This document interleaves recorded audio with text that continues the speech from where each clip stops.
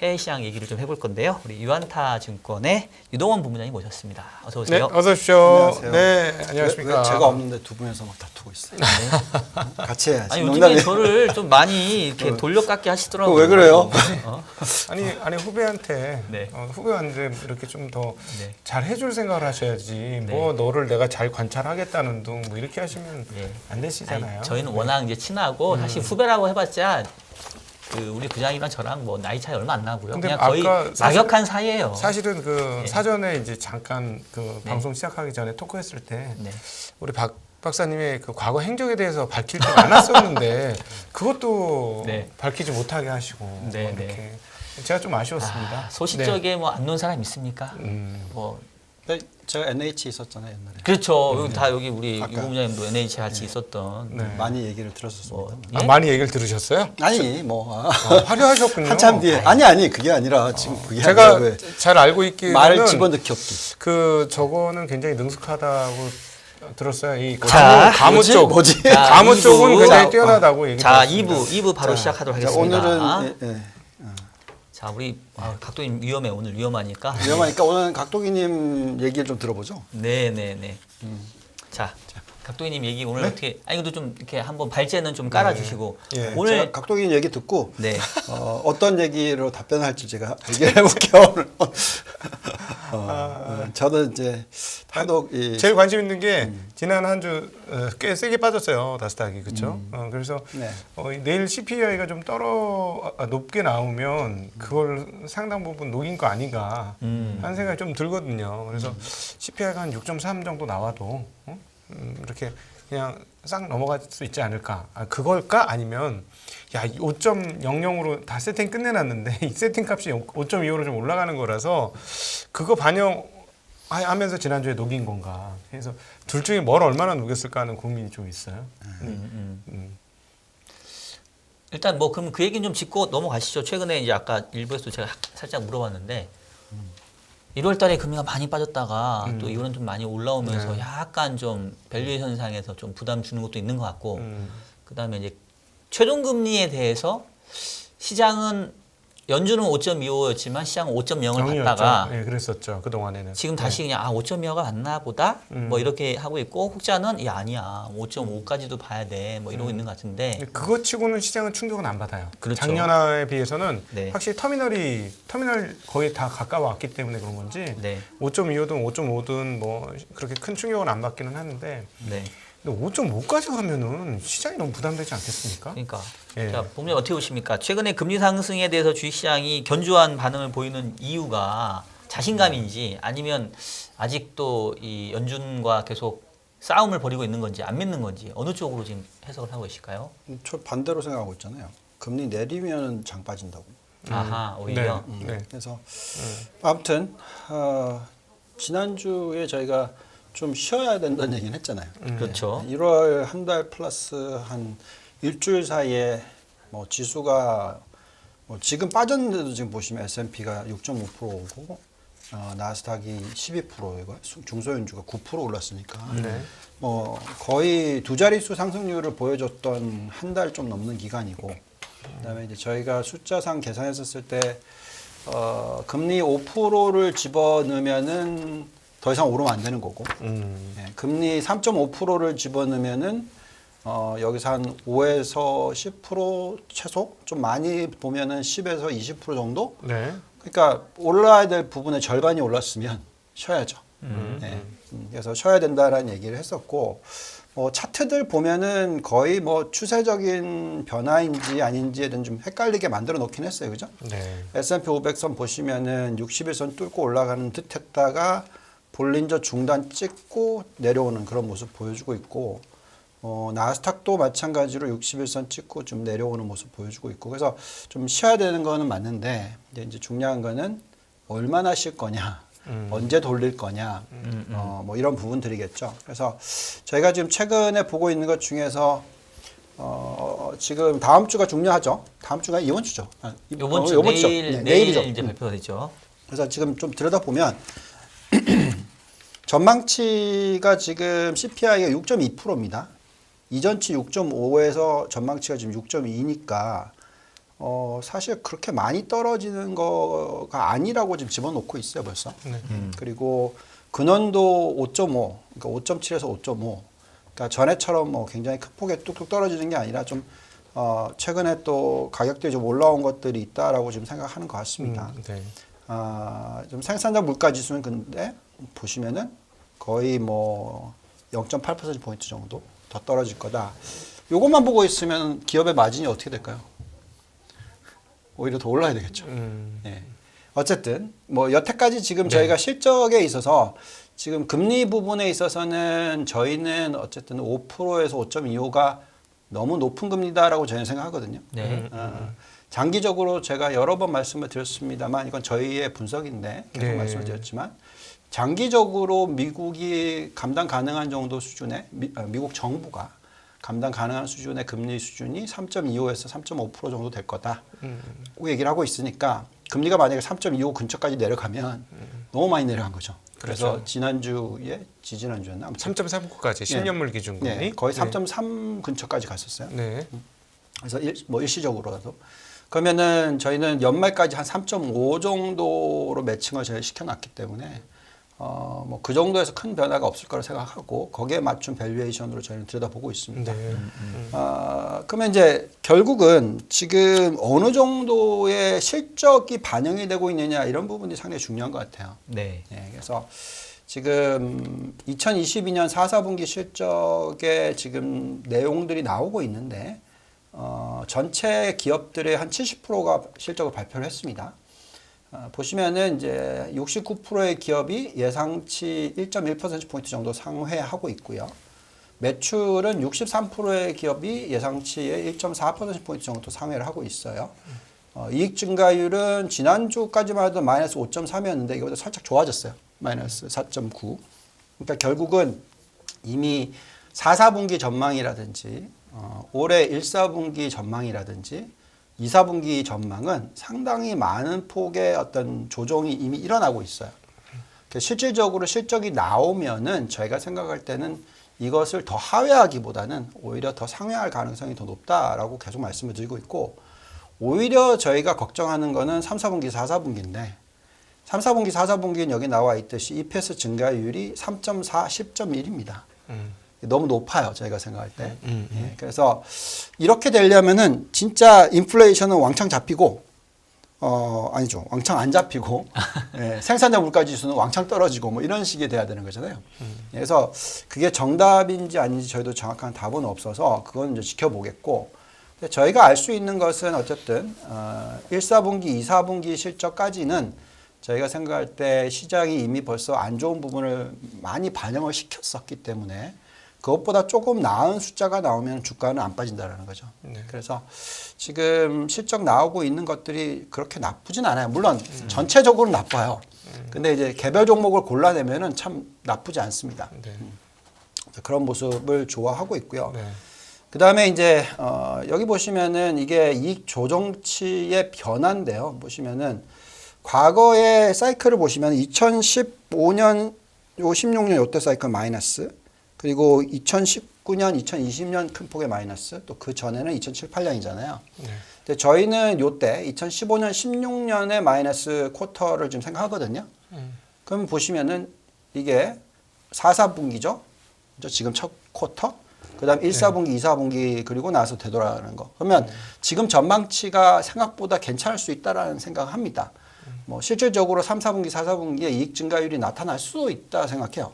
그거는 경기가 침체로 가지 않고 요번에 이제 위축되고 나서 다시 하반기에 모든 애널리스트들이 생각하는 것처럼 좀 반등이 일어날 수도 있다. 네. 좋습니다. 그건 지켜보면 될 것 같고요. 그래서 저희가 계속 얘기하는 게 상고 하중이 될지 하저가 될지 하고가 될지는 결국은 3, 4분기, 4, 4분기 실적에 대해서 네. 어떻게 전망을 하고 있고 어떤 숫자들이 나올 것인지에 대한 예측을 해야 된다라는 부분이고요. 이미 지금 이익 전망치의 어저스트먼트는 상당히 많이 일어났다. 아까도 그런 얘기를 하는 것 같던데 예. 제가 볼 때는 실적에 대한 거는 오히려 이제 숫자가 나오면 나올수록 종목만 잘 골라내면 수익을 낼 수 있는 종목들이 나올 거다라고 네. 저희는 계속 생각하고 있습니다. 그다음에 이제 최근에 나온 뭐 숫자들 보시면은 미시간 소비자 센티먼트 지수가 올라오고 있고요. 결국은 저희는 계속 얘기를 하고 있지만 올해 경기 침체 안 본다.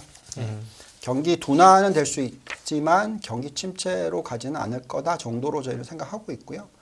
뭐 장래금리차, 그 총여신 총예금 비율, 뭐 예대율, 뭐 그다음에 이런 숫자 가지고 많이들 얘기하시던데 이게 이제 소매업 재고지수 많이 올라왔다고. 예. 예, 최근에 숫자가 많이 올라왔다라고 얘기를 하면서 이제 걱정들을 많이 하시는데 재고가 쌓이기 네. 시작한다 네. 이 말이죠. 네. 근데 많이 올라오긴 했는데 제가 볼 때는 과거 전 사이클 수준보다는 거리가 멀어요. 예, 네. 그래서 저희는 여전히 생산성 향상이 일어나고 있다라고 저희는 생각을 하고 있고요. 한 가지 요 부분에 있어서는 좀 재고율이 많이 쌓이고 있는 부분들이 목재, 건설자재 매출 대비 재고율이 좀 제법 많이 올라오고 있습니다. 그래서 요 부분 주택 경기가 하향되고 있는 거가 네. 영향을 받는 거네요. 이건, 네, 그렇죠? 그렇습니다. 네. 주택 관련 지표들이 계속해서 조금 떨어지고 있는 상황이고 금리도 네. 굉장히 6%대까지 지금 현재 그래서 지금 상승돼 있으니까. 맞아요. 그래서 지금 인플레이션에 가장 큰 영향을 미치고 있고 여전히 높은 숫자가 올라가는 추세를 보이고 있는 부분이 주택 관련 쪽이잖아요. 네. 그러니까 주거비 쪽. 네. 그래서 아직도 안 떨어지죠. 네, 그래서 그래서 정도로 이런 숫자가 나오고 있다라는 것은 당연히 하반기가 되면 확실하게 숫자가 나올 거다. 예. 그럼 하반기에도 상반기 못지않은 인플레이션 하락이 이루어질 충분히 것이다. 있을 수 있다라고 네. 저희는 생각하고 있고요. 예. 그래서 지금 금리가 올라가고 있는 게 3.3, 뭐 3.4에서 지금 거의 한 3.7까지 올라왔잖아요. 저희는 그냥 박스권이라고 생각합니다. 네. 예. 3.25에서 높으면 4% 정도까지 보고 있는데 결국은 이 지수가 어느 정도 수준에서 연말에 수렴을 할 건지는 네. 그 금리의 수준이 뭐 4%에서 끝날지 네. 뭐 아니면 3.5%에서 끝날지 3.25%에서 끝날지에 따라서 저희는 자꾸 뭐 바뀌니까 예, 그렇게 지금 보고 있습니다. 부모님 제가 하나 좀 궁금한 게 있는데 네. 최근에 제가 어디서 자료를 보다 보니까 미국 현재 그 네. 소비자들이 네. 저축률은 매우 거의 저점 수준으로 떨어져 있고 네. 소비의 수준은 뭐 상당히 그러니까 그 과잉 소비를 하고 있고 저축률은 거의 떨어져서 이게 약간 시한폭탄 돌리는 것처럼 당장은 좋아 보이지만 이러다가 갑자기 이제 소비 여력이 뚝 떨어질 수 있다. 이제 이런 내용을 제가 한번 좀 언뜻 본 것 같아요. 혹시 맞아요. 관련된 자료들 혹시 예, 있을까요? 저희는 여러 가지 숫자로 보는데 우선 네. 이걸로 보죠. 소매업 재고 추이로 봤었을 때 만약에 이 숫자가 여기까지 올라오잖아요. 네. 전에 고점 찍었을 때 경기 침체 났을 때 그러면은 걱정할 겁니다. 예. 그리고 지금 저희가 지난주에 왔었을 때 그 얘기 해드리지 않았나? 신용카드 좀 많이 들여다본다고. 네, 맞아요. 예. 근데 저는 지금 무슨 레커멘데이션 하고 있냐면 신용카드 사라. 아, 오히려? 예. 주가 많이 빠졌죠. 그런 뜻이 아니고 음. 이게 마지막 사이클이면 예. 신용카드로 긁는다. 예, 신용카드로 극단하면서 실적이 빡 늘어나요. 어. 우리 그 카드 대란 났을 때 기억나시나요? 네, 기억납니다. 예, 2000년도. 그 전에 신용카드 관련된 종목들 주가가 폭등을 해요, 먼저. 그 미라클 인베스트먼트도 그때 왕창 샀다가 오르고 팔았잖아, 그때. 그 다음에 연체율이 확 늘기 시작하면서 네. 이제 뭐 회사가 망해 나가죠. 예, 그래서 이게 참 금융주 투자가 그래서 어려워요. 우리 뭐 다 네. 경험해봤잖아요. 저희 분석을 하는 사람들 입장에서는 가장 투자를 해서 돈을 벌기 쉬운 구간이 앞부분에 있고 뒷부분에 있어요. 그래서 그러니까 완전히 뭐 경기가 완전히 엉망진창이어서 금리를 막 내리고 그래서 유동성 왕창 풀기 시작하면서부터 금융주는 튀고 네. 왜냐하면 그때는 증자가 다 끝났을 거고 그러면서 보통 주가가 뭐 한두 배 오르는 게 아니라 많이 오르면 10배씩 올라요. 그리고 나서 거의 몇 년간 그냥 시장 상승률 대비 저조한 성장률을 보이다가 마지막에 이제 확 튈 때 네.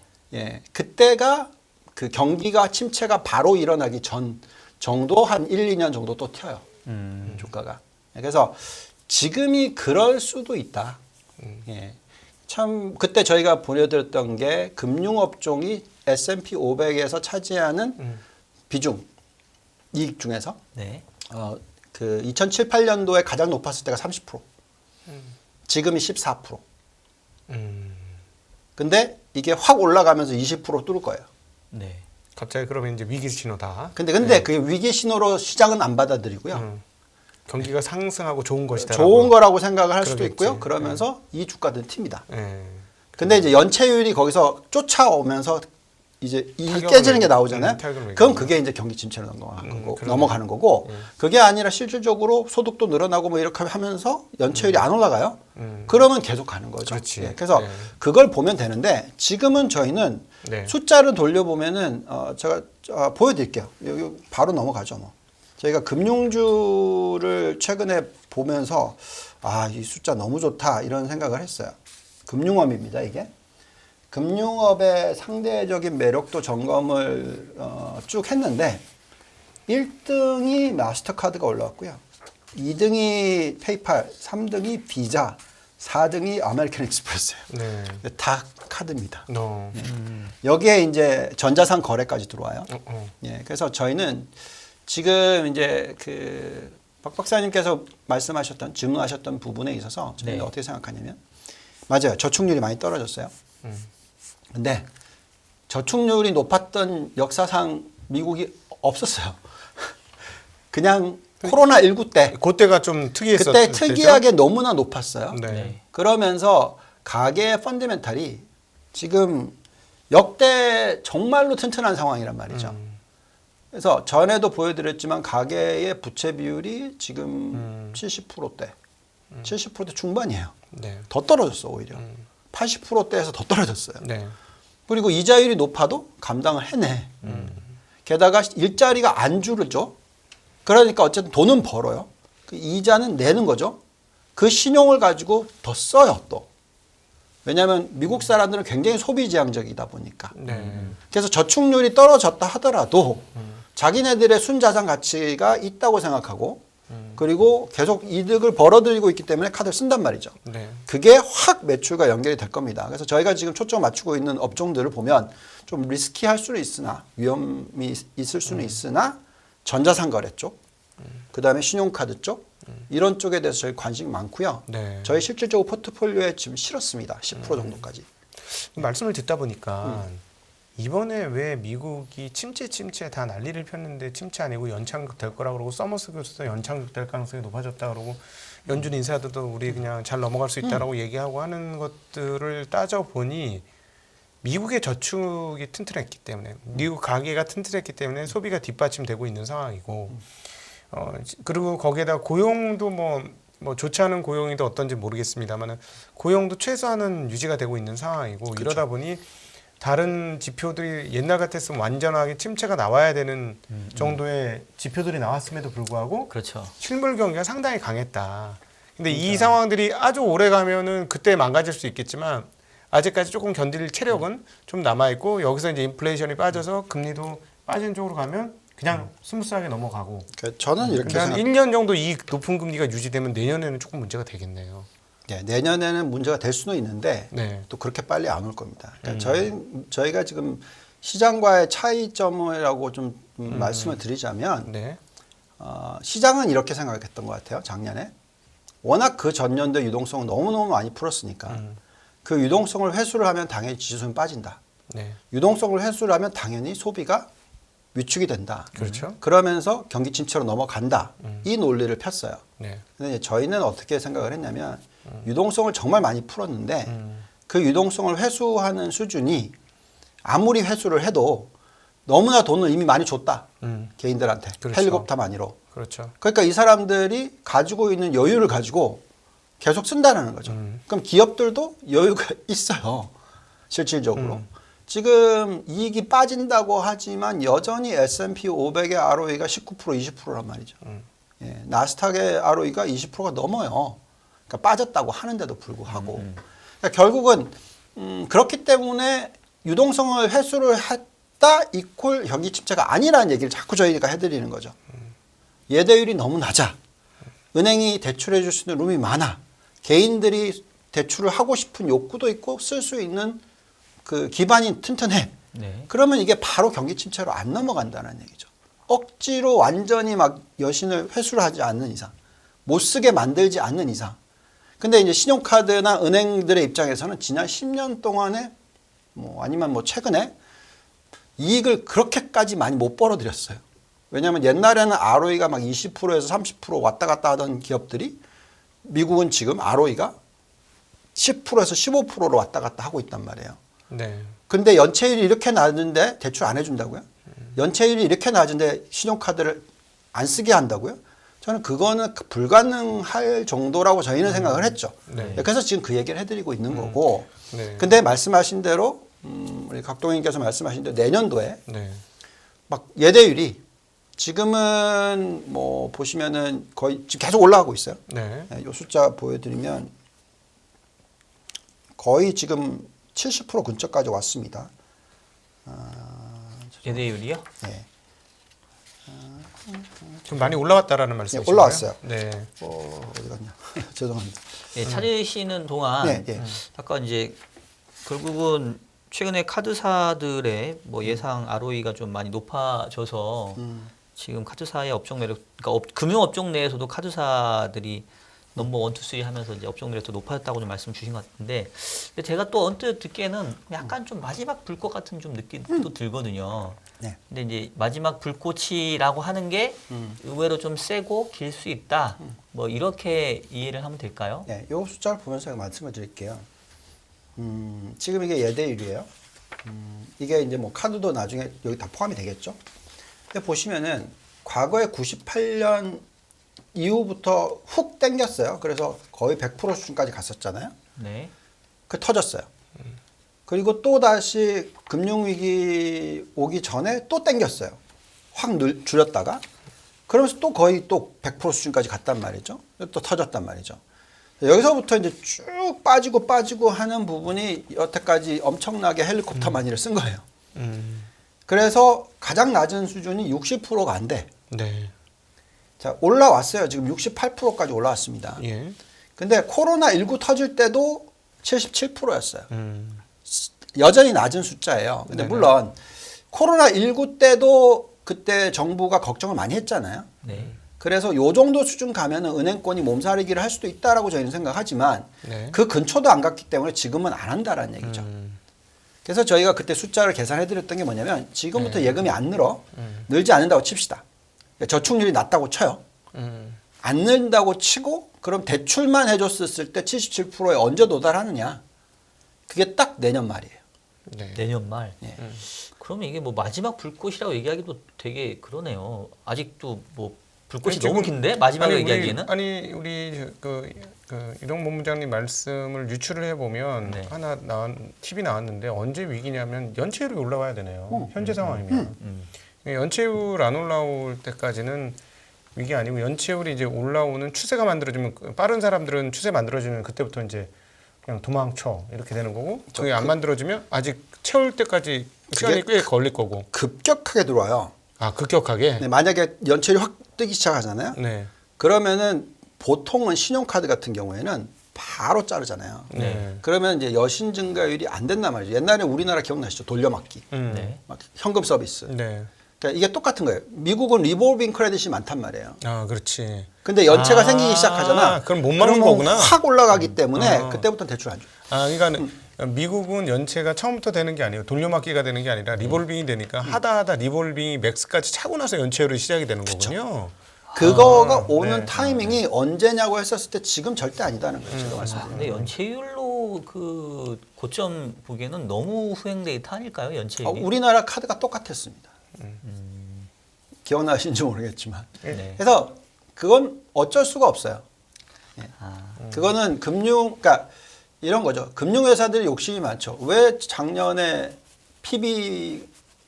PF? 예. 네. 아, PF? 예. 네. 왜 끝물까지 그렇게 많이 해먹었을까요? 죄송하지만. 그 제일 돈이 많이 벌고 있다라고 착각을 하는 거죠. 네.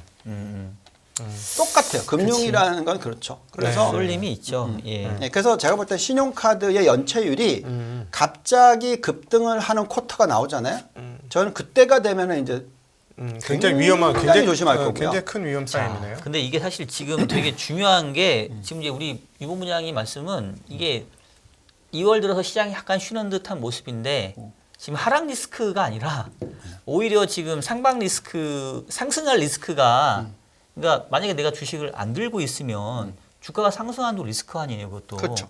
현금 보유 비중 많이 가지고 있다고 하면 이미- 지금 그 리스크를 지금 말씀하시는 거 아니에요, 이미 지금? 리스크가 많이 발생했죠. 그거 상방 리스크는 벌써. 벌써 그렇죠. 10몇 아직 프로 올랐잖아요. 그쪽에서. 실 바닥에서부터 뭐 10%가 넘게 올랐고. 그러니까 이게 네. 너무나 안타까운 부분이 이거예요.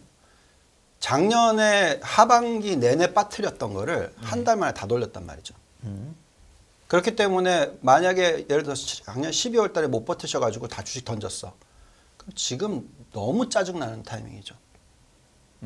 그죠? 자, 그러면은 이제 여기서 어떻게 해야 되느냐? 뭐 정답이 있느냐? 우리는 뭐라고 얘기하냐면 요번에 좀 빠지면 사야 된다고 얘기를 하는 거고. 네. 그게 아니라 또 한 번 더 떨어질 거다.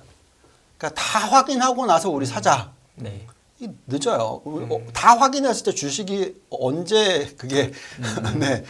제가 볼 때는 그거는 아니다라고 생각하는 거죠. 자, 여러분들 한번 이렇게 주변을 한번 좀 보시면 이것도 좀 도움이 될 것 같아요. 그러니까 네. 아까 지금 진짜 반컵의 물처럼 1월 장을 못 쫓아가신 분들은 네. 아 이러다가 흔히 말해서 나 빼고 그냥 주가 올라가 버리면 어쩌나 이런 공포감이 한켠에 있을 거고 네.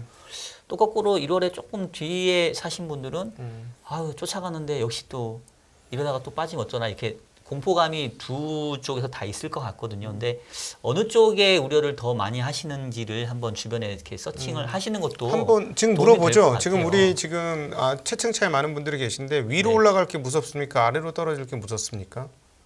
답변을 한번 해주시죠. 그럼 네. 그럼 긴급 서베이 한번 해보시죠. 네, 네, 네. 그러니까- 위로 올라갈 게 무서우신 분들은 1번 한번 채팅창에 다다닥 쳐주시고 네. 아래로 빠질 게 무섭다라고 하면 2번. 그렇죠. 그럼 우리가 대충 한번- 어느 정도 근데 우리- 대부분 다 지금 거래를 하시는 분이라서 우리 입장에서는 네. 아래로 빠지는 게 무서운 2번을 찍으실 것 같긴 한데 약간, 한번 해보시죠. 1번 위로 가는 게 무섭다 1번, 네. 밑으로 빠지는 게 무섭다 2번 한번 한번 써보시죠. 예, 그거 네. 기다리는 동안에 네. 이런 얘기를 좀 해볼게요. 제가 주말에 이제 실적들이 제법 많이 나왔잖아요, 이제. 그래서 미국은 거의 70% 나왔다고 말씀을 드렸고, 그래서 저희가 주말 내내 이제 그 모델들이 있으니까 이제 업그레이드는 아니고 업데이트 플러스 업그레이드를 좀 했어요. 그러면서 제가 주말에 좀 마음이 좀 편했던 부분이 뭐였냐면은, 물론 그러니까 저희는 개인 투자자들이 만약에 던졌다면 굉장히 걱정스럽습니다. 사실 외국인들이 7조, 6조 샀잖아요. 8조. 8조인가요? 네, 우리 시장은 그러니까 근데 우리 개인들이 다 던졌나요? 아니면 기관이 다 던졌나요? 정확하게 다. 개인들이 많이 던졌죠. 개인들이 던진 겁니다. 자, 네. 그런 건 너무 안타까워요. 왜냐하면 저희가 요번에 돌려보니까 숫자가 중국 숫자가 너무 좋거든요. 중국? 예. 네, 중국. 네, 그리고 우리나라도 제틀 증가율 최고 나왔어요. 23% 증가입니다. 우리나라도 네. 정말 좋아 보여요. 솔직히 왜? 말씀드리면. 왜? 우리나라는 수출이 완전 최악인데. 아니요, 밸류에이션이 너무너무 싸요. 아, 밸류에이션? 네. 네. 그리고 저희가 모델링 돌렸었을 때 적정 가치 대비해서 저희는 뭐 이게 뭐 정답이 당연히 아닐 수 있겠죠. 그렇지만 어쨌든 간에 저희는 상대적인 매력도 높다 그러면은 저희는 주식을 팔지는 않습니다. 그래서 오늘도 저희가 어떤 고민을 했냐면 저희가 지금 투자 금액이 상당 부분 대부분 다 달러 텀이란 말이에요. 네. 네. 그래서 요즘에 살짝 또 달러가 강세로 가면서 원화가 좀 올라갔잖아요. 약세. 예, 그래서 이때 좀 달러에서 원화로 바꿀까? 그래서 한국 비중을 좀 더 높일까? 뭐 이런 고민을 하고 있고요. 저는 찬성. 네. 네. 저는 찬성입니다. 네. 그거 안 되면은 그냥 네. 미국에 있는 중국이나 한국 ETF를 살까? 네. 뭐 이런 고민 지금 많이 하고 있어요. 그래서 저희는 신흥국에 대해서 지금 여기 나와 있지만 심천, 코스피, 코스닥, 뭐 H지수, 상해종합 뭐 이쪽이 좋아 보여요. 게다가 지금 신흥국의 상승 여력이 선진국의 상승 여력의 2배. 뭐 이게 정답은 아닐 수 있으나 어쨌든 저희는 이런 거를 보고 있으면은 그냥 거기에 맞춰서 그냥 포트폴리오 구성합니다. 예, 그래서 제가 볼 때는 한국과 중국에 대한 투자를 꼭 하셔야 되는 전 타임이라고 생각하고요. 그러면 중국이랑 한국 투자를 뭘 해야 되냐? 이 고민을 저희는 오히려 많이 하는 부분이거든요. 전 지난 주말에 무얼 살까 고민하다가 머리가 터지는 줄 알았습니다. 공부하다가. 네. 너무 우선- 많아서 네, 우선- 종목이 너무 많아가지고 자, 셀렉하기 힘들었어. 고민한 네. 답을 좀 주시죠. 뭘 네. 해야 될까요? 자, 그래서 우선 중국 한번 볼게요. 네. 중국 보시면은 차트가 이뻐요. 예, 뭐 이게 제가 뭐 차트스트는 아니지만 심천 한번 보십시오. 이거는 제가 볼 때는 다시 전 고점을 한번 시도할 것 같다는 생각까지 하거든요. 네. 이런 모습이고 여기에 지금 보시면은 지금 그 M2 증가율 뭐 정말 높아요. 이런 숫자 보고 있을 때 저희는 투자 못하지 않습니다. 지난달 예, 이번에 발표된 1월 대출 증가 신규 대출 증가율이 보시죠. 이렇습니다. 기가 막혔어요. 네. 4조 위안에서 4조 9천억 위안. 이 오른쪽 보십시오. 이걸 보고 있으면은 이건 저희는 투자를 해야 돼요. 이런 숫자들이 나오고 있습니다. YOY 23%. 네. 네. 이렇게 나오고 있으면은 중국을 투자를 안 할 수가 없고요. 네. 자, 그러면 이제 중국을 뭘 사야 되느냐의 고민에 있어서는 저희는 이런 답이 나오더라고요. 간단하게 얘기하면. 지금 죄송한데 네. 저도 안 보여요. 저도 그래도 죄송합니다. 제가 나이가 아직 30대지 않습니까? 근데 저도 안 보이는데 네. 20대 아니셨어요? 좀 더 쓰시지 그러셨어요? 이왕 쓰시던 거. 죄송합니다. 네. 네. 예. 어쨌든 아니 뭐 이거 저희가 안 일부러 보신 분이 그렇게 많아가지고 합니다. 왜냐하면 네. 저희가 종목을 다 얘기를 해드릴 수는 없잖아요. 아, 저희가 종목이 구구한 있어서 종목- 쓰여 있어서 그렇다. 네, 오케이. 아무튼 어쨌든 저희는 이런 결론을 내립니다. 미국과 중국과의 미중 무역 전쟁이 있기 때문에 계속 미국이 중국 딴지 걸 거예요, 그죠? 그래서 그러겠죠? 5G가 경쟁력이 가장 있었지만 가장 보안의 문제로 해서 네. 중국을 공격을 했죠. 그렇죠. 자, 그 다음에 이제 전기차 부분에 있어서는 그렇게 해놨기 때문에 중국 전기차가 글로벌리 아주 잘 팔릴 거라고 저는 생각하지 않아요. 왜 그러냐면 보안 문제를 또 들고 일어날 거라고 생각해요. 왜? 왜냐하면 전기차가 지금 앞으로의 팔리는 이유 중에 하나는 플랫폼화가 될 거거든요. 저희는 그게 굉장히 중요하다고 생각하거든요. 네. 그래서 게다가 또 이제 중국이라는 나라는 워낙 인구가 많기 때문에 제조업체의 어떤 생산성 향상에 있어서 아주 꾸준히 올리는 걸 좋아하지 막 갑자기 왕창 올리는 걸 좋아하지 않아요. 네, 그렇기 때문에 저희는 뭐 중국의 전기차의 경쟁력이 있다고 생각하지만 그쪽에 대한 투자를 전체의 뭐 큰 비중으로 가져가는 것보다는 오히려 이제 한국이랑 중국 쪽을 더 좋게 생각을 하고 있고요. 네. 근데 제조업이 돌아가야지 돼요. 중국은. 그렇지 않습니까? 그러겠죠. 그래서 그것도 글로벌 경쟁력을 가장 유지하고 있는 업종이 뭐냐 했을 때 저는 신재생 에너지가 정답이라고 생각합니다. 네. 그쪽이 싸게 만들죠. 예. 네. 그래서 중국은 신재생 에너지. 네. 그러니까 어디를 투자를 해야 되냐? 네. 딱 하나 업종만 골라라라고 저한테 물어본다면 저는 전기차도 좋아하지만 그것보다는 신재생 에너지다. 네.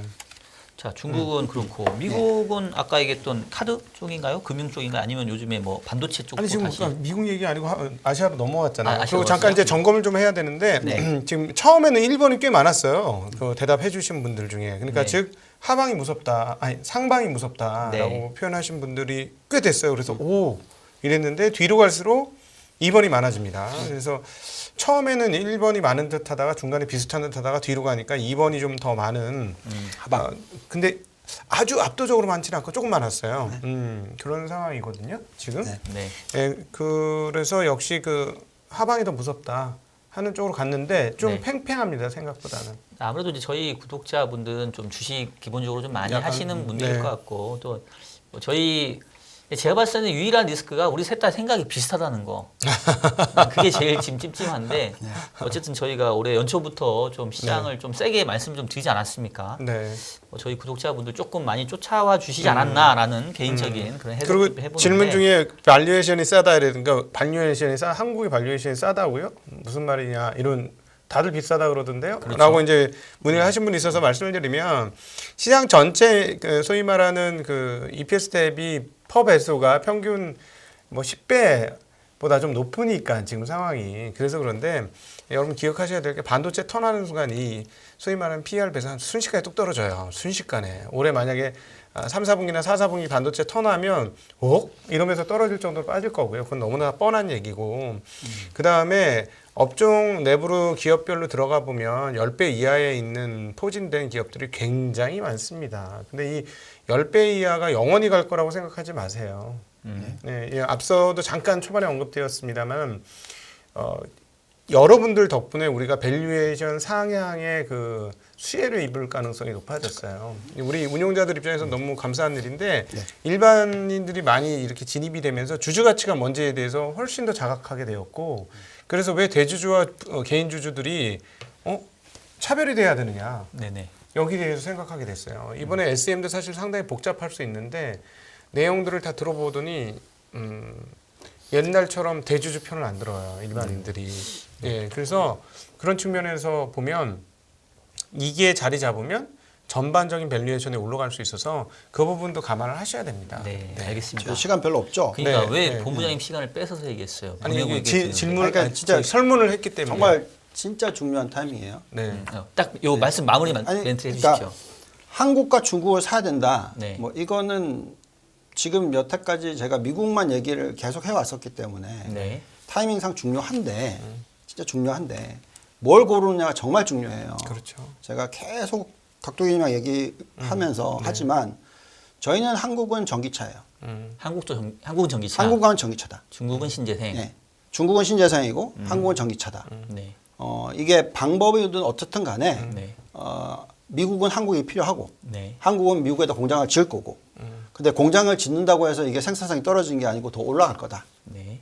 그래서 전기차 부품, 2차 전지 뭐 계속 공격 들어오면서 주가 출렁출렁 거리더라도 12월 달에 이렇게 팍 빠져주면 사야 되는 거고 저희가 그때 보여드렸던 게 에코 프로그램이 굉장히 매력이 높다고 했잖아요. 네. 그러면서 지금 1월 달에 훅 30% 튀었잖아요. 오늘도 많이 올랐습니다. 그래서 한국은 전기차 부품, 중국은 신재생 에너지, 그 다음에 미국은 뭘까요?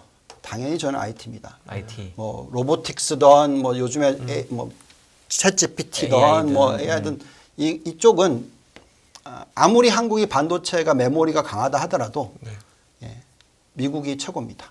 그래서 종목들 잘 골라 보시면은 저는 뭐 제가 지금 사고 있는 뭐 반도체 종목들이 있는데 네. 최근에 올라온 것들 중에서 5G 관련된 반도체 회사들이 브로드컴 뭐 이런 회사도 있어요. 스카이웍 솔루션 뭐 지금 퀄컴 네. 등등을 꼭 공부 좀 하시고 투자를 해 보시면은 괜찮지 않을까 생각이 듭니다. 네, 이렇게 우리 이렇게 미국만 투자하시는 게 아니고 미국과 중국, 한국 이렇게 종횡무진 돌아다닐 수 있는 투자라서 네. 참 좋은 것 같습니다. 네, 알겠습니다. 일단 우리 본부장님 보내드리고 네. 저희 좀 더 이야기하도록 하겠습니다. 자, 지금까지 2부 유한타증권의 이동훈 본부장님이셨습니다. 수고하셨습니다. 네, 감사합니다. 전례 없는 금리 인상이죠. 환율 너무 어려워요. 결론만 알려주세요. 당신은 외환 모태솔로입니다. 환율 그동안 너무 어려우셨죠? 이제는 쉽다 말할 수 있을 거예요. 오늘부터 환율과 썸 타시겠습니까?